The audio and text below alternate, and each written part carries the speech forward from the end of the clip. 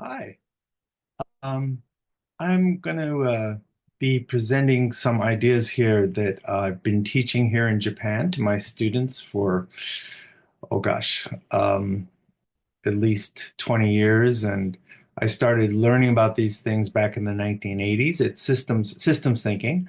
And I've been teaching systems science and systems thinking, I'd say since about 1993, when I actually helped a teacher with seventh graders in the US. That was kind of the first time I taught systems thinking in the way that I teach it. And the way that I teach it is using a lot of visual um, diagrams and illustrations. And I actually create those myself. My background is in art, so I do these drawings, and that really, I found the first time it was 1993, it really helped the students put together all the pieces that they hadn't seen how everything was connected in their classes. So that was 1993. Before that, I studied systems theory with a systems theorist at Stanford, where I got my graduate degree. But I was an art major before that. You can see one of my drawings, oops, over here. Yeah. So I was an artist before I went into science. I got interested in science. So I come at this from kind of an artist's perspective, I'd say, more so than others. There's a lot of people in systems science and systems thinking, and there's some of us who come at it from an art perspective. So, but we're not that many. And anyway, I've been doing this for about 30 years, and I just wanted to summarize. Basically, this is going to be a summary of what I've kind of come to and how I present systems thinking. And I call this deep systems thinking because it is pretty deep, even though, as you'll see, it's also kind of simple, simple but deep. Kind of like the Earth from space. You know, the Earth from space is very simple. You had to go deep into space to see that circle, and then everything starts to make sense that you couldn't see when you were too close. And so, well, let me just start.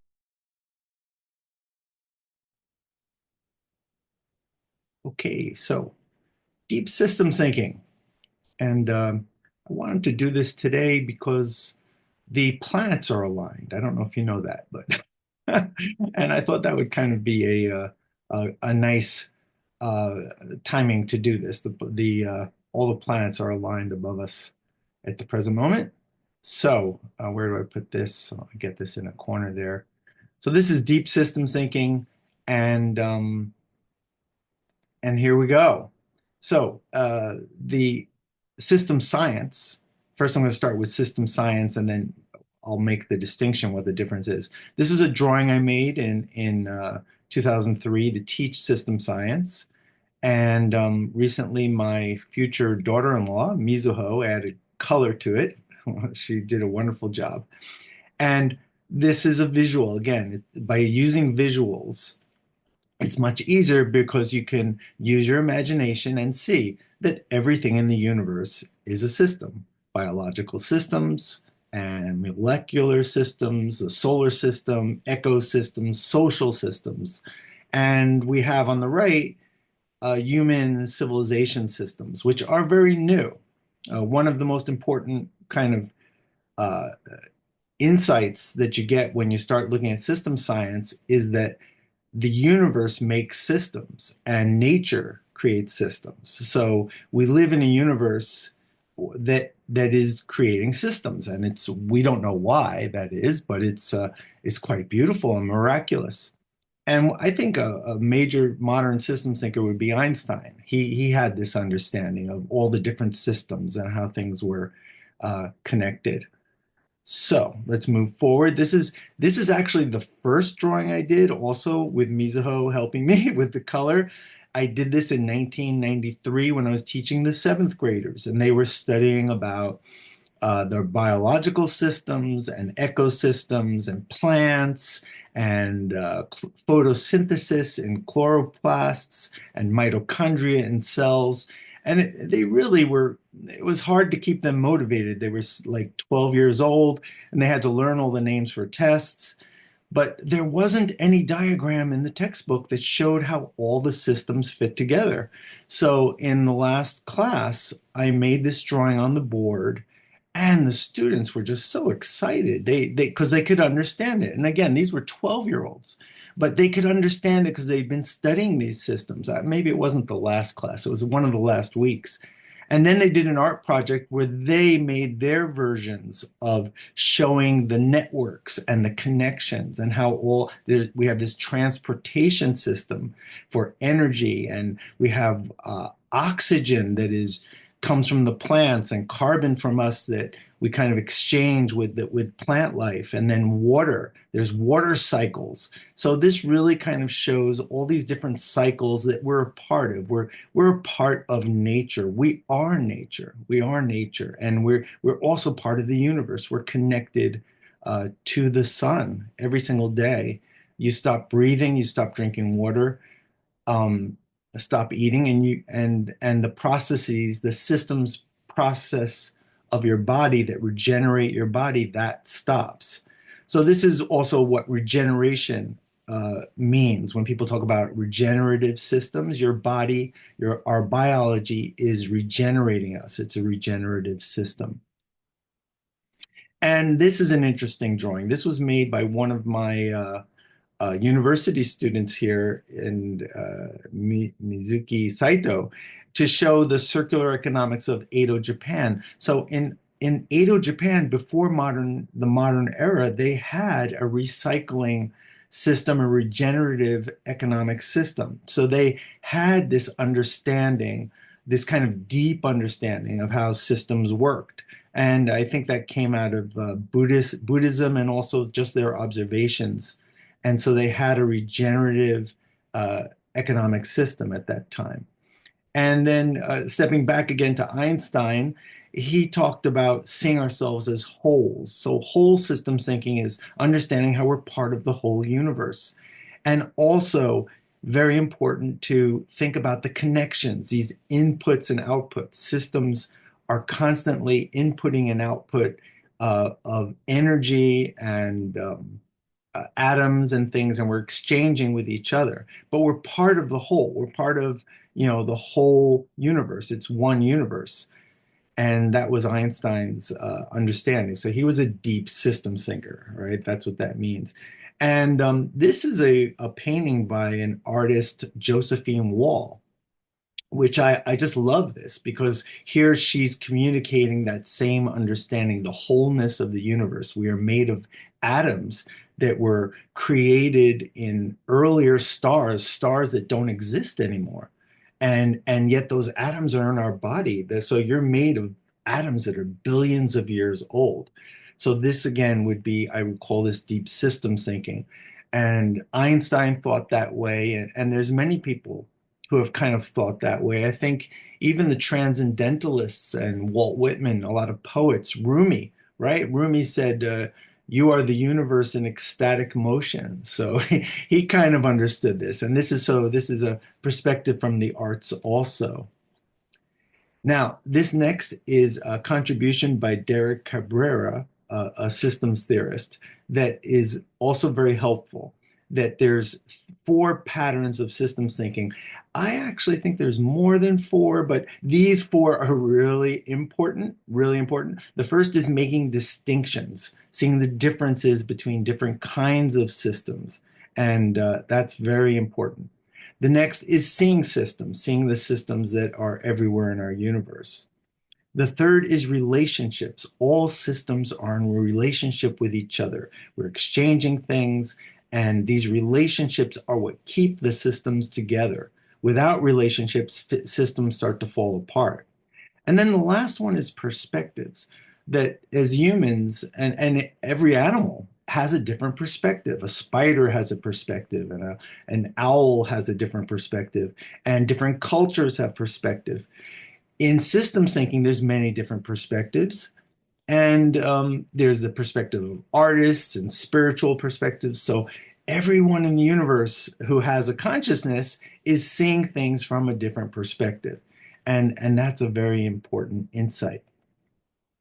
And also, I like this diagram. I don't know who the artist is, but another important idea that Derek talks about, and also Peter Senge talked about this a lot with his model. He had a book, um, the fifth discipline, right?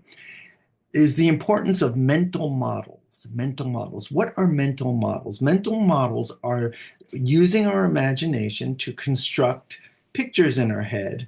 So you have this model in your head using your imagination of how things are in the universe.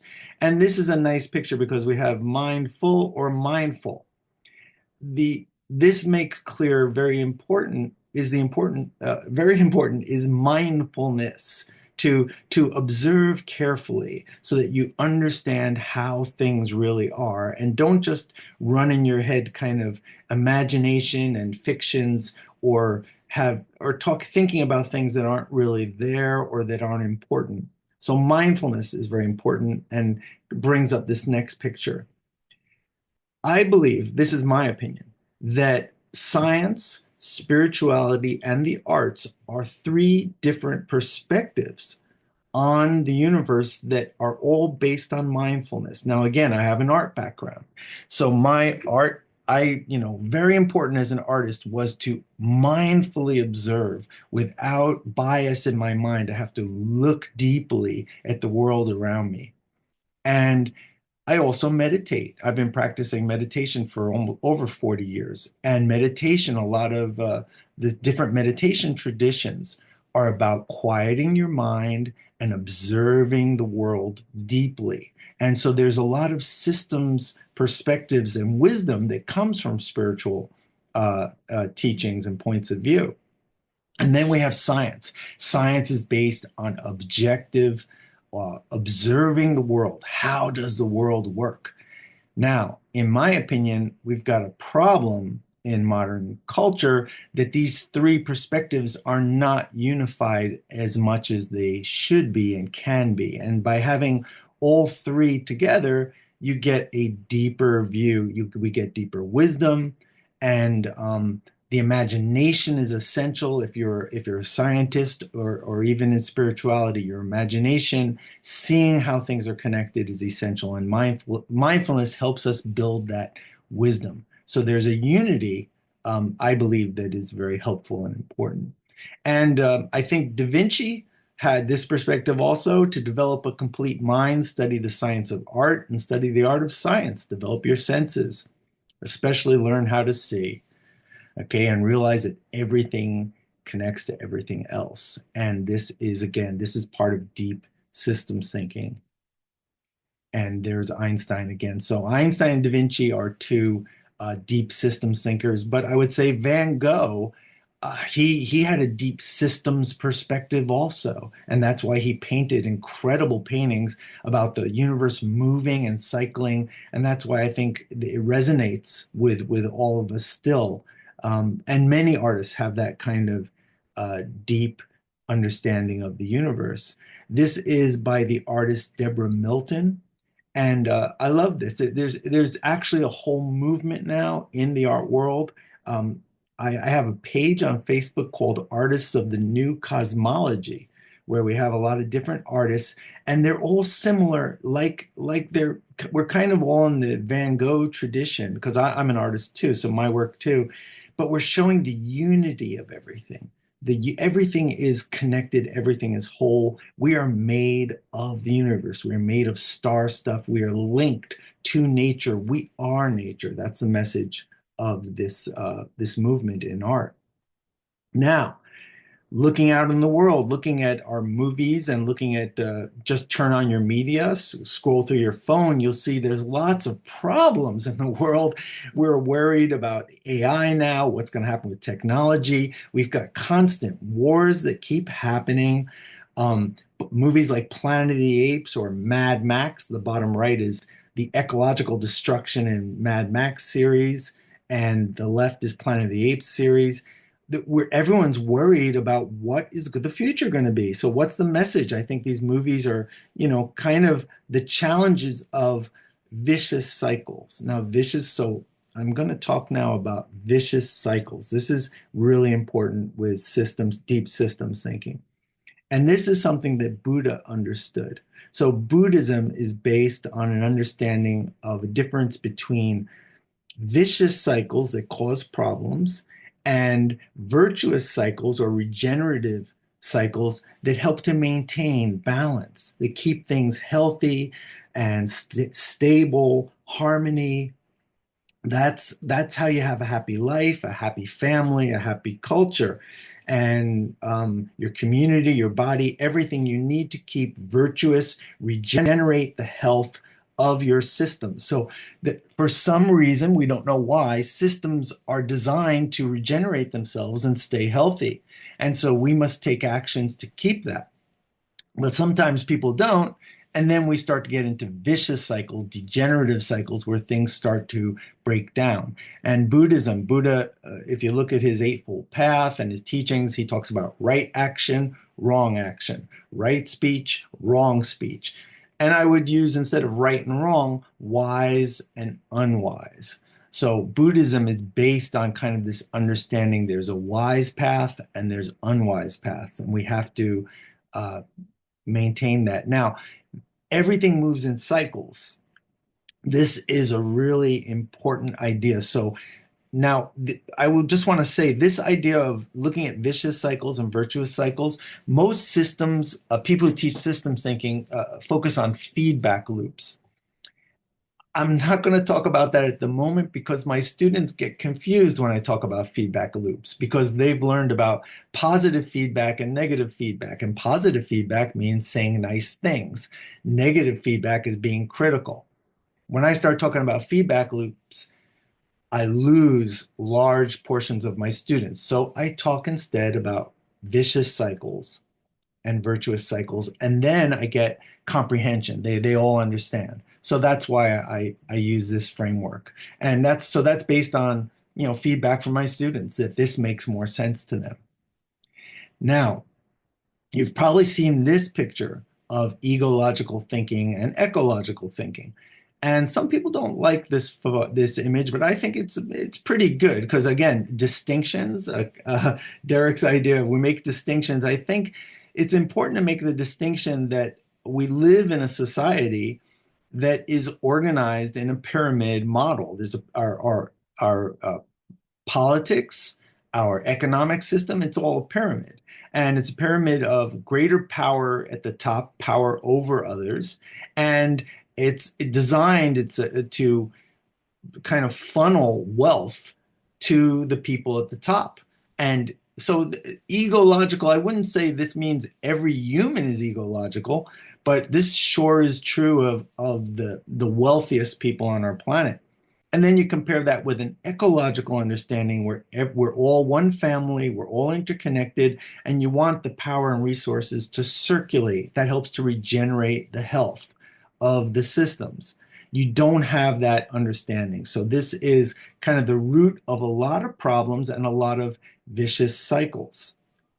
This is a picture that shows, for example, a lot of overgrazing, industrial agriculture. These are making profits for the owners of companies, but they're leading to a loss of biodiversity, climate change, a loss of livelihoods for local people as their land is disturbed. You also have a lot of extractive digging and mining, which is destroying land and damaging water supplies. Now, ecosystem restoration, which is a regenerative approach, focuses on restoring the soil and keeping the ecosystems intact. And this helps to reverse climate change. And it also helps to keep our forests and keep nature where other species live who are part of the great circle of life. Lion King, we're all one community. And this picture now, this is something I created to kind of summarize this for teaching. So we have ecological consciousness is kind of the indigenous way of thinking, and also many traditional cultures, especially in Asia.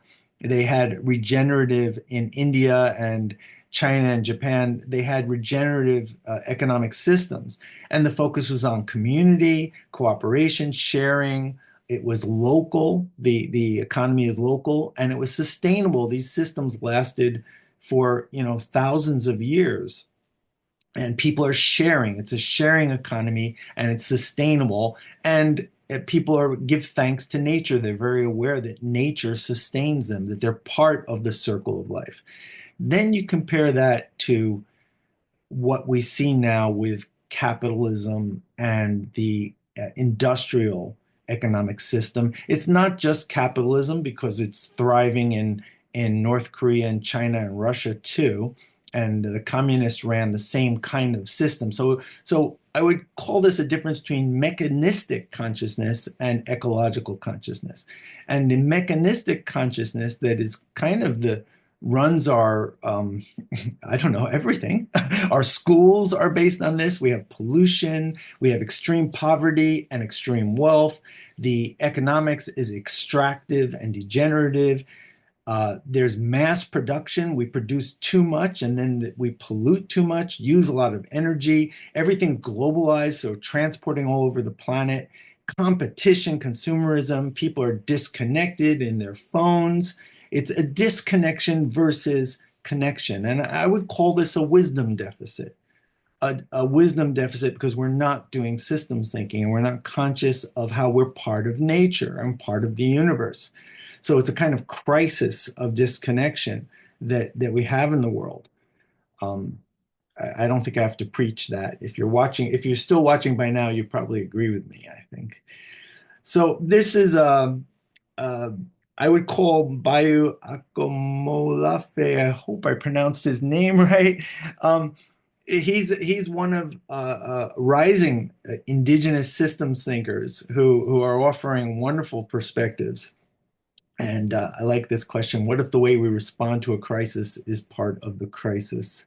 He's got a lot of good ideas, and there's many other new systems thinkers who are really coming up with great things.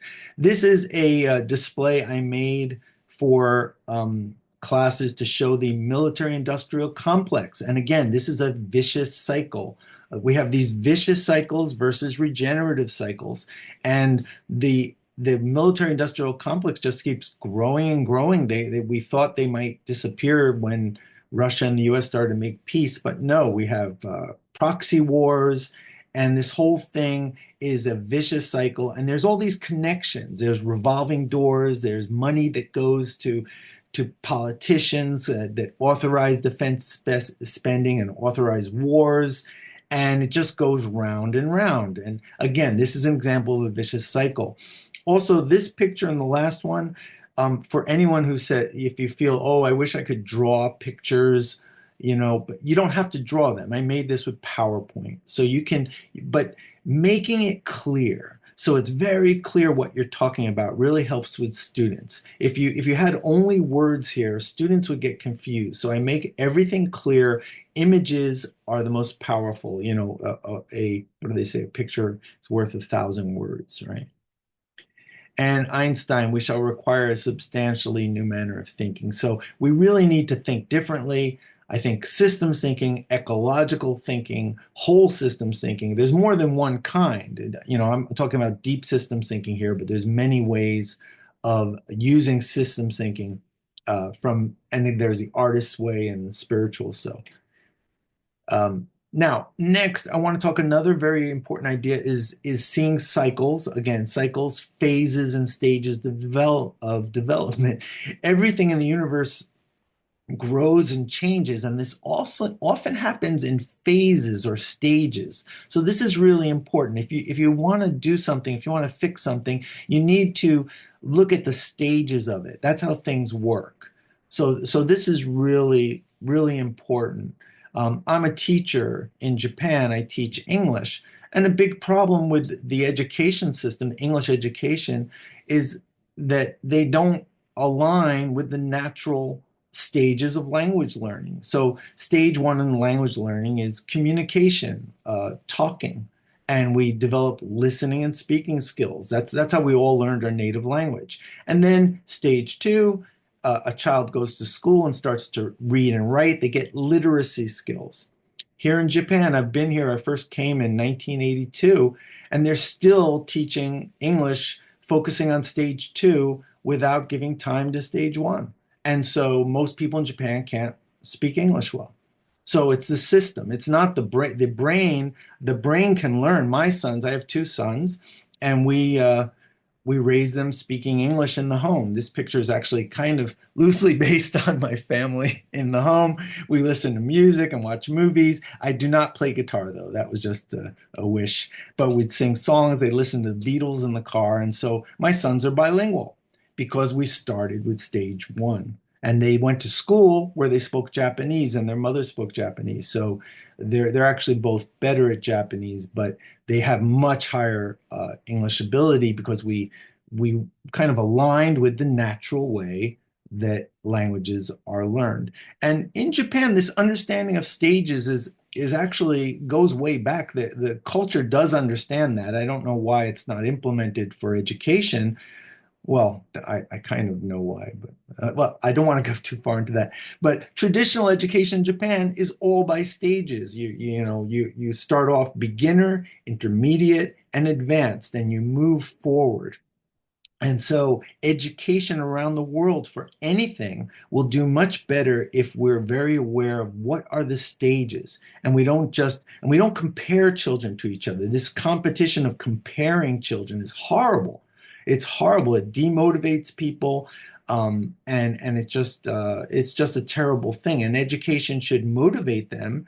And when someone's better than you, in Japan, they have something called senpai kohai, and the senpai is the person who's more advanced than you, and they help you along. And then you help your kohai, the people younger than you, and everybody's helping everyone, and everyone's working together. So there's a community feeling.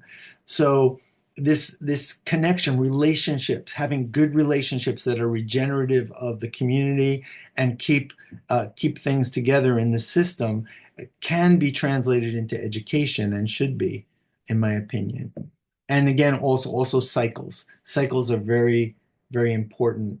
And I'm gonna move, I think, next. Oh, sorry. I one more thing. I just want to talk about the sustainable development goals. Why don't these work? So I have my students look at them, and what's the problem? The reason they don't work is there's no plan. You can't just throw out 17 goals. I mean, I want to lose weight. I want to go to the gym and get healthy. I want to learn a new, you may have 17 goals, but if you don't have a plan and you don't have stages, what are the most important goals to start with? That is kind of what needs to be done, and we need systems thinking for that to focus on it. And also, a number of people have pointed out that goal number 8 is actually inhibiting kind of our ability to reach the other goals because economic growth. Every country wants to grow their economy, but you can't keep growing an economy. You have to create a sustainable economy that doesn't keep growing. It has to be sustainable, and that's where regenerative agriculture and the localization movement, which is similar to indigenous thinking. We got to go back and focus more on our local economies, and we'd be able to do this, but not if you keep a global economy that keeps destroying nature. Then nothing happens except people make money, a lot of money, but it doesn't. We don't reach our goals. Now, I want to move for next again with cycles here. Talk a bit about cycles, and I hope I'm not going too long. Well, I got to keep going until I get to the end of the slides. If this has been too much information for you, take a break. Just stop the video, come back later. All right. Um, so I want to talk about cycles, and this is the idea of three cycles in powers of the universe. This is from Hinduism, and called the Trimurti tr deities. And Brahma represents creation, Vishnu is regeneration, and Shiva is destruction. Now, I don't know if these three gods exist, but these three powers, there are three cycles that do, I think, underline everything in our universe and nature, how things work. And I think that the Japanese understood that. So they would create things, and regenerate things, and then take them apart, destroy them, and recycle them. Everything is recycled in the universe. Again, all the atoms in our body are coming from the universe. They're billions of years old. The water in this bottle, sorry, in this tea here, this is millions and millions of years old. It's been recycled by the earth. The air that I breathe, everything is recycled and regenerated. That's how nature works. So, if we were to put this into principles of nature, I would call these the universal cycles of nature. And we have generation, creation of new things, and regeneration, where things maintain something. So, like caterpillars just maintain themselves, they regenerate their bodies. And then there's deconstruction. Now, this is I'd have deconstruction instead of degeneration because my Japanese students they these three kanji Japanese symbols. My students recently had some physics students tell me this symbolizes better the universal cycle. And it's not degeneration or destruction, but deconstruction, taking apart. And that's what the universe does. And these were physics students. They believe these three symbols help to and thinking of not destruction but deconstruction, taking things apart. And you can see in nature the caterpillar deconstructs, it's taken apart and transforms into something new, becomes a butterfly. And then the butterfly gives birth, and we have something more generation with new life. And the cycle just continues. And that's how nature works.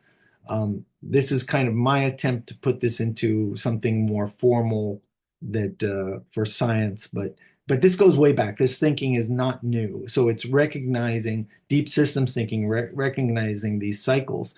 And in this picture, I believe we have creative cycles where people are very creative. And I know, like myself, I had years where I made art. I was very creative, and regenerative cycles where our body is regenerating, like when you sleep at night, that's a regenerative cycle, right?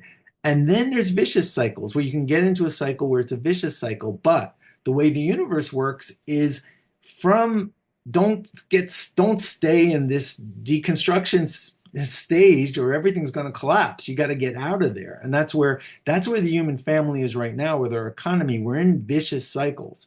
But how do we get into a creative cycle? We need to renew, we need to reorganize, we need to take things apart and move and become more creative again, more generative. By the way, AI or ChatGPT is a generative intelligence, and I've talked about these ideas with ChatGPT, and they just love these ideas because that's what they do. They generate things all day long. So if you talk about this with ChatGPT, they kind of get excited actually. And again, we see this. This is just the deep systems thinking, seeing that you're part of the universe. We're part of all these cycles. We're part of nature. And this is the way the universe works. And if we align with this wisdom, align with the laws of nature, the ways of nature, then things will start to work. Things will start to work out. And another picture by Josephine Wall. I love this, that, we're all part of nature. We're made, the water in our bodies, everything's interconnected. Now, this is a great idea. I don't want to try to pronounce his name. I'm not going to try to pronounce his name, but this was a great, from systems thinking, a great observation. When a complex system is far from equilibrium, small islands of coherence in a sea of chaos have the capacity to shift the entire system to a higher order. Now, this is really important. What this means is if you are thinking coherently and you are doing deep systems thinking and you see the whole, you become part of a transformation that helps others to get out of vicious cycles. And this is really important right now with all the kind of chaos that we're really like high chaos phase, but out of that chaos, it's like the butterfly. It's breaking apart, but something new is born. And I love this picture: birthplace, earth, race, human, politics, freedom, religion, love. Just keep it simple, and that will help bring a new kind of way of thinking on the planet if more of us think see this way. And I've been calling this with my students. Again, some of these terms, I don't know if other people came up with this also, but these are terms that make sense to my students. So I talk about deep identity versus a surface identity. When we, identify with our social persona, our name, our nationality, our job, gender, religion, that's a surface identity. Deep down, we're all part of nature, nature's family, part of the universe, God's children, one human family, children of Mother Earth. This is unified thinking versus divided thinking. David Bohm, the physicist, talked about this a lot. Thich Nhat Hanh, Interbeing, talks about this. So this is kind of a deep identity. Now, it doesn't mean your surface identity doesn't exist. I mean, I have a name and I have, um, a job and et cetera. But that's not all I am. If you both of them, you don't have to be only deep identity, but having both, just seeing surface identity creates problems. That's the problem. And again, we have in the world is people are seeing things from their perspective, this polarization, and people are arguing about the nature of the universe. The perspectives are all fighting with each other. This was sent yesterday by Alexander Laszlo, who I was talking with yesterday. This is great. We had a good discussion about this deep systems thinking. His father is Irvin Laszlo, who I think shares a deep systems perspective, excuse me, also. And this is a picture that I made with my students. I think a lot of the problems we see people fighting each other is an us versus them kind of attitude. And it's based on ignoring our connections. And people are coming from fear. And when you come from love, when you start to build relationships, Ubuntu, the idea of Ubuntu in African culture, that builds wisdom, and there we stabilize things and we end the vicious cycles, and we create community. We need to create community in this world. We're one human family. I mean, we are the world, right? The song in the 1980s, in the 1980s, things were going in that direction, and then things fell apart. What happened is a question. So Thich Nhat Hanh and Rumi, this perspective of you are the universe is not only Einstein. It's there in poetry. It's there in Zen Buddhism. It's there in Taoism, Lao Tzu. It comes from a lot of different perspectives and artists and spiritual thinkers. I love this. This is Charlie Chaplin in Limelight. Life is a beautiful, magnificent thing, even to a jellyfish. The trouble is, you won't fight. You've given in. Think of all the power that's in the universe, moving the earth, growing the trees. That's the same power within you if you only have courage and the will to use it. So I'm not saying everything's going to be kumbaya and we're all going to just love each other. There needs to be, right now, there's a lot of problems, and there's a system, there's a kind of destructive, vicious cycle of economic system and institutions that need to be taken apart. And we need to move to the front lines and battle those systems. But can you do it knowing that you're part of the universe and you're aligned with nature? That's the challenge. Joanna Macy said, to be alive in this beautiful, self organizing universe, to participate in the dance of life, is a wonder beyond words. Furthermore, it is a privilege to be alive in this time when we can choose to take part in the self healing of our world. And she talks about something called the great turning, which is, again, the cycles. We're turning. We need to return. We need to regenerate communities and local cultures. We need to take care of nature. We need to take care of all the poor people. Why are there so many poor street people? We don't even, we ignore it because we can't do anything about it. Well, we need to do something about it. This is also the vision of Tikkun Olam, a vision in Judaism for all humanity to come together in peace and repair the world.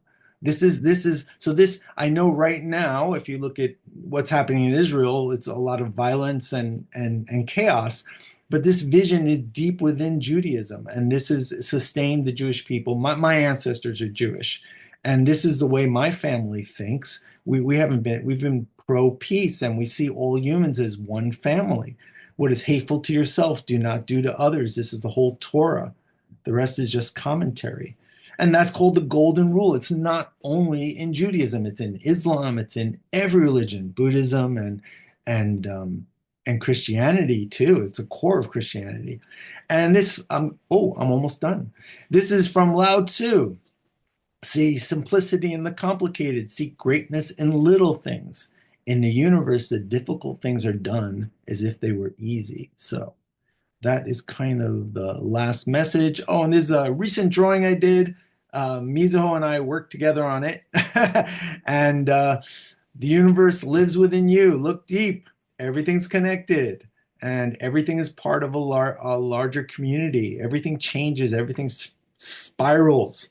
All right, everything is connected, and this is deep systems thinking. And when you do this, um, you start to see things better, and you become a force of change. You become a change agent because you're coming from love. You're gonna get out there and fight the and dis we have to dismantle systems, but coming from a place of love and joy and gratitude. The man there looking at us kind of influenced greatly by Ram Dass, Richard Alpert, who was a big influence for me growing up. And that is the end of that. So hold on a second. I'll stop this share. Thank you for listening.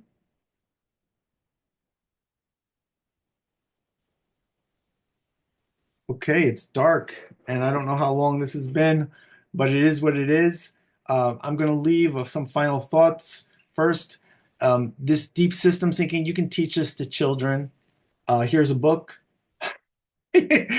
This book is about imagination. It's about the wisdom of the heart. It's about the whole how the imagination helps us see. Here's a textbook. All right. I don't have that's if you want my book, I don't have a book. Okay. Read this book. This will give it to you. You want to know about butterfly effects, the power of science. This is a Japanese version of Back to the Future. It's there. Butterfly effects, the power of love. Um, there's a lot of other books here. Oh, universe story. So again, this idea of the whole universe, we're all part of the universe. This is deep, sometimes called deep time, and there's also deep ecology. This has been around for a long time. We just need to bring this forward and tell this. There's actually on Netflix a special called The Universe, which takes a deep systems perspective. It's on Netflix, and it's narrated by what's his name? Oh, the guy with the great voice. Maybe I forgot his name, but it's on Netflix if you want that. This is a book that was written. I haven't reread this, but it's basically the same message, and there's the art there coming to our senses. There's so many books that came out in the 1980s and 90s. This deep systems perspective was rising into consciousness and got thrown off after September 11th, basically. And we've been in fear and vicious cycles since then. I can't explain all of that, but that's something everyone should look into. And the last book, a big shout out to Al Gore, who, again, he started to explain these ideas. And he was elected vice president. And imagine if he had been president instead of George Bush. There's maybe an alternative planet out there where we've fixed all these problems and we're doing the ecological thinking. We're on in a multiverse or something. Who knows? The universe is mysterious, but it's not too late. It's not too late. If we all do ecological systems thinking, ecological consciousness, um, and everyone who does it, you become transformative, but coming from love, coming from gratitude, deep gratitude. Um, come from gratitude again, the great turning. Don't be angry. Don't be fearful too. We can do this. It's late. I know the hour is getting late, as Bob Dylan said, but we can do this. We can do this. We've got the wisdom we need. And Gen Z, oh, the big wonderful message here. Gen Z, they just eat this stuff up. They get it. And I was talking to my friend Trey today. She's a teacher, and she had a second grader who got stuff. I mean, little kids can get this. We can be teaching this in school from and they actually think this way before we start to, teach them to divide their brains and not see connections. So there's so many ways to do this. Anyway, that's it. It's dark. I don't know how long this went. Thank you to making it to the end. Peace. And Take care, everybody. Thanks for listening. And if you can comment below, like and comment, but let me know what was most interesting or what you would like to know more about or observations you have. If you could write that down below the video, because I'm going to make more videos. This is just an introduction. Again, I've been teaching, it takes me, weeks to teach this to my students. So that's enough for now. Take care. Bye.